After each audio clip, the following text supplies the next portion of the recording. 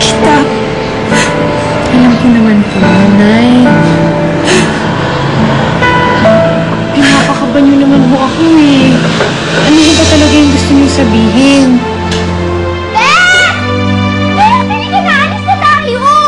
Sandali lang, Becky. May pinag-uusapan kami ni Nay. Ay, naku, pero sabi ni Tita bilisan daw natin. Alam mo naman yung excited ayaw niya tayong mahuli sa flower parade. Halika na, wala pa tayong gagawin. Sige na, anak. Kaya naman sa inyong fulhensyo mo. Sige na. Magbalik mo na lang mag-uusap tayo, ha?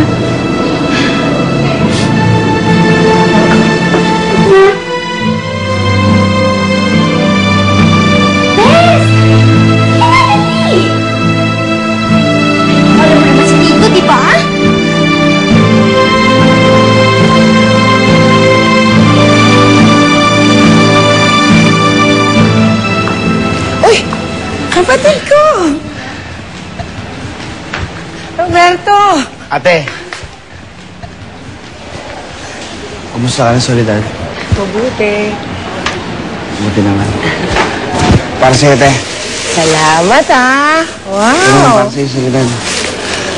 Oh, bakit pati ako? Nako, Soledad. Itong kapatid kong to, matagal nang may gusto sa'yo. Kaya gustong-gusto akong dinadalaw dito para lagi kang nakikita. Ate naman. O bakit? Totoo naman, di ba? Ano ko nga itong mga dalawa mo sa akin? Salamat, ha?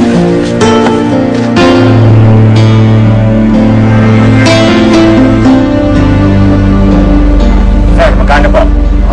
1,000 lang. 1,000.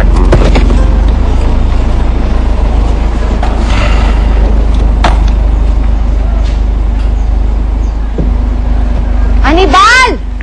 Di ba sinabi ko sa'yo ayusin mo yung computer sa loob?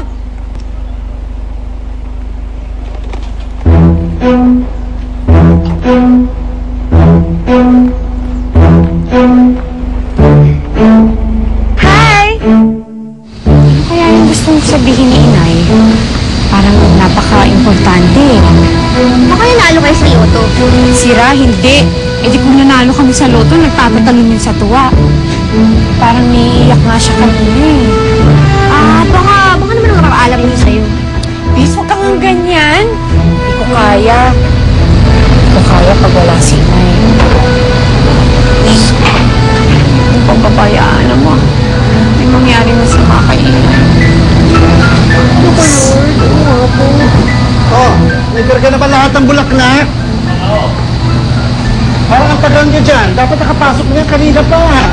Kompleto ba yan? Oo, tapos na ho. O, ay... Hoy! Anong ginagawa nyo dito? Anong hinihintay nyo? Pasko, bagong taon, Valentine, mahal na araw, pasukan? Ay! Tito, may nakalimutan ka. Ano? Fiesta ni San Lorenzo Ruiz. Ay, ang galing ko! Hindi mo naisip yun! Oo! Pero, hindi ko nakakalimutan kung saan nakalagay ang tenga mo! Hindi ko naman! Masakit po! Masakit po! Akit na ako! Akit na ako! Ito na ako! Akit na ako!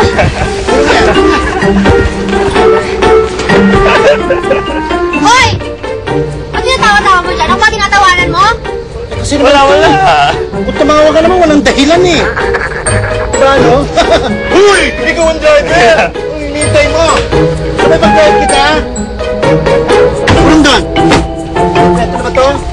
Baka ma-miss natin ang makasaysayang flower festival. Bilis! Ako si Pedra. Ay.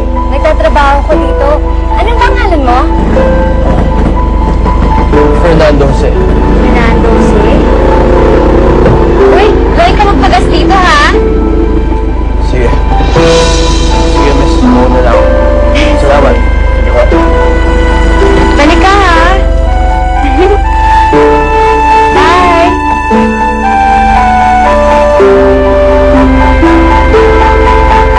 Hannibal? Hannibal, nakita mo yun? Ang gwapo. Saka ganda ng kotse. Ang yaman siguro noon, no? Alam mo, ganun yung gusto ko mapangasawa. Ganun, yun. Fernando Jose?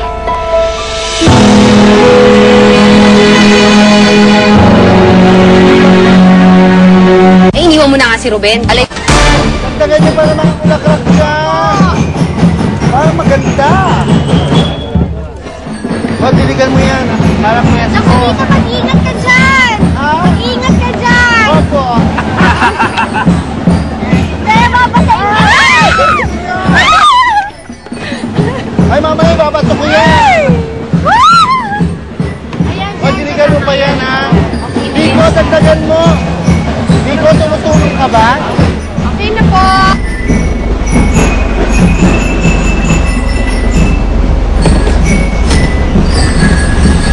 Parin, tagal mo naman magpagas.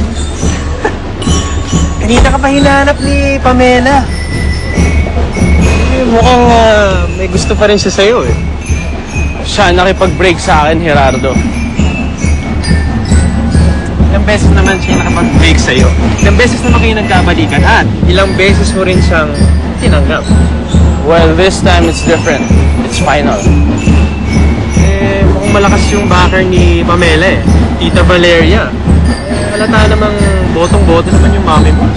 Well, they should know me best. Dapat kilala nila ako. Ayoko yung ako hinahabol. Dapat lalaki yung nanunuyo.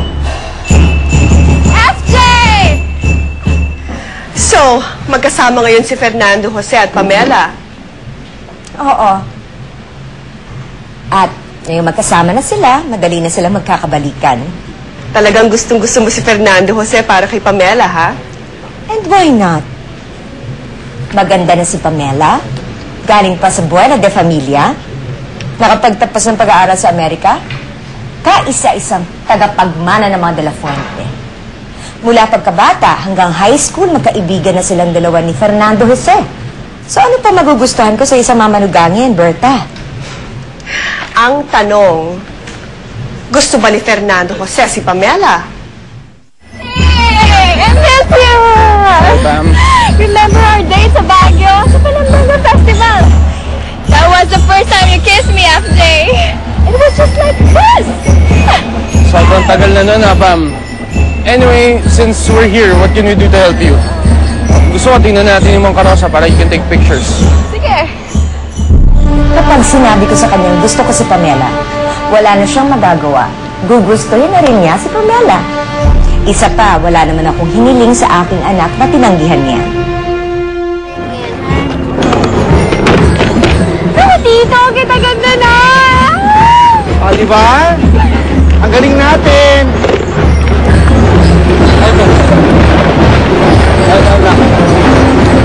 Walang pabuka dito? Oo, pakitagdagan. Sige po. Sain? Aldo.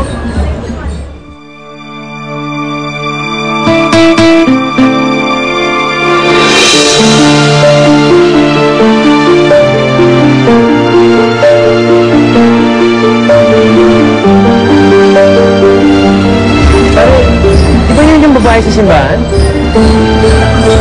Sino babae sa simbahan? Kahapon ko siya hinahanap.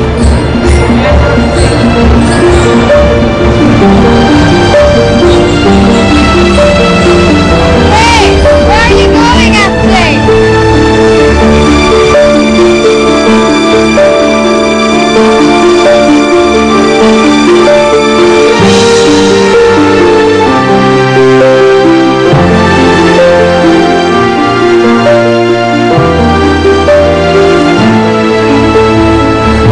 Hi.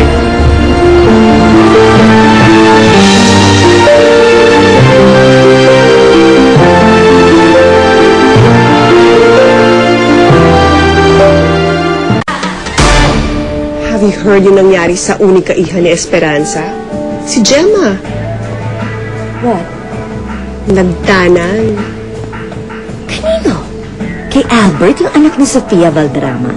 No, doon sa anak ng hardinero nila. What? Yup.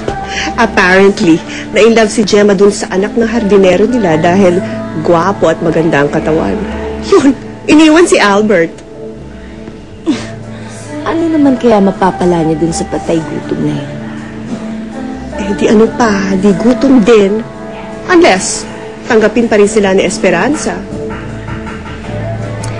Alam mo, sa palagay ko, talagang sinadya niya yun. Talagang inasinta niya si Gemma para sa kayamanan ng mga Abinilla.